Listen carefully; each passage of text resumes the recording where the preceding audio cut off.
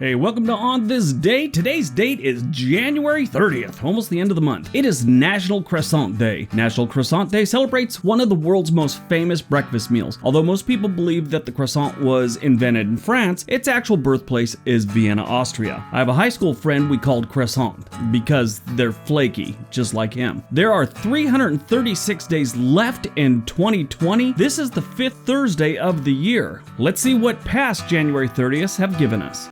1835, the first assassination attempt against a president of the United States. Richard Lawrence attempts to shoot President Andrew Jackson, but fails and is subdued by a crowd, including several congressmen, as well as Jackson himself. Apparently, he received a serious ass-kicking. Richard had been showing signs of mental illness prior to the attempted assassination. He told his family he was going back to England, then he showed back up a month later and said that it was too cold and he forgot his jacket. Months later, he quit his house painting business to go back to England and then again showed back up because what he told his family was the United States government rep told him they didn't want him to leave. I guess he was dressed properly this time and needed a new excuse. In the weeks leading up to the assassination attempt, Lawrence began observing Jackson's movements. Witnesses later testified that Lawrence was often seen sitting in his paint shop muttering to himself about Jackson. I wonder what was in the paint back in those days that would make him go crazy like that. Maybe mercury. I wonder if it was the mercury. Who knows? 1847, Yerba Buena, California is renamed San Francisco, California. Decades later, hippies invade the city, do drugs and write songs. Sometime after that, the homeless and tech workers take over the city. Now it's too expensive to live there. 1933, Adolf Hitler is sworn in as Chancellor of Germany. Most observers thought this was a bad idea. They had no idea how bad it was going to get. 1945, World War II, the raid of Cabanatuan happens. 126 American Rangers and Filipino resistant fighters liberate 500 Allied prisoners from the Japanese-controlled Cabanatuan POW camp. If you ever want to read a book about some truly hard dudes, read Ghost Soldiers by Hampton Sides. It is a great book about some great men. To date, this is still the most successful rescue mission in American military history. They made a movie about it called The Great Raid. It was okay, but I hate movies about military where the actors won't shave their heads or at least trim their hair down to a military standard.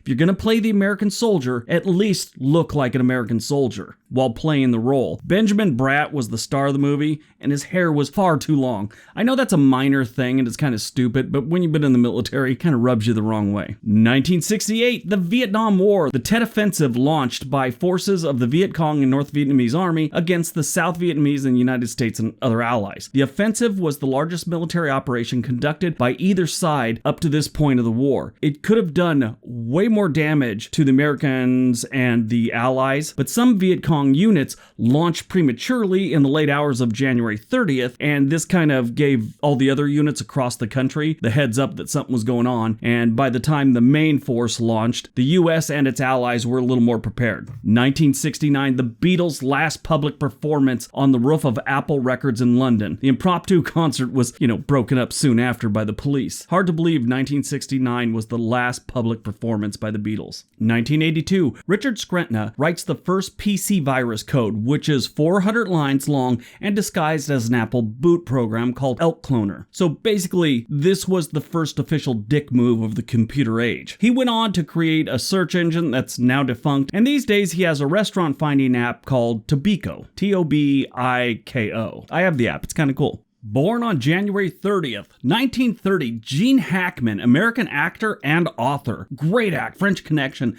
Bat 21, Mississippi Burning, The Firm, Unforgiven, Birdcage. Those are some of my favorite movies. In the 1960s, Gene Hackman, Dustin Hoffman, and Robert Duvall were all struggling actors and roommates. The three former roommates have since earned 19 Academy Award nominations for acting and 5 wins. 1941, Dick Cheney, American businessman and politician, 46th Vice President of the United States, and the ultimate Washington insider. 1951, Phil Collins is born. English drummer, singer, songwriter, producer, and actor. He was in Genesis with Peter Gabriel. Now, then he went out on his own sometime around the early 80s, and he had some big hits, and they got a little too big because I was a fan for a while, and then they were on the radio so much I got completely burnt out on Phil Collins and still haven't recovered. 1974, the worst Batman, Christian Bale. He's a Welsh actor.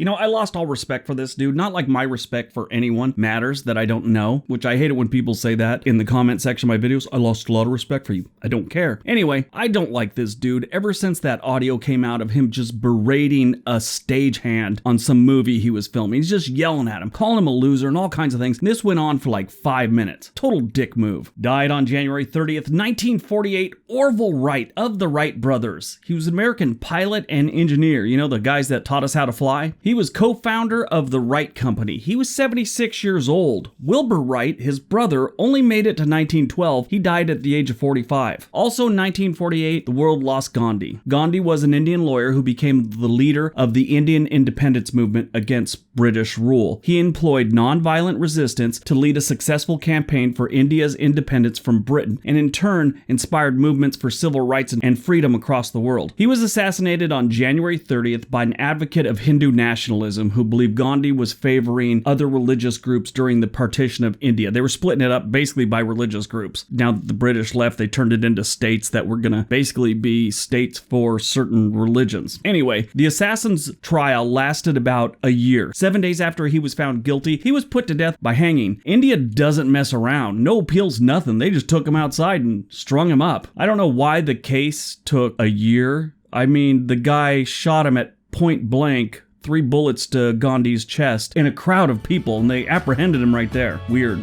All right, so that's January 30th. I'll talk to you guys tomorrow. Be nice to each other.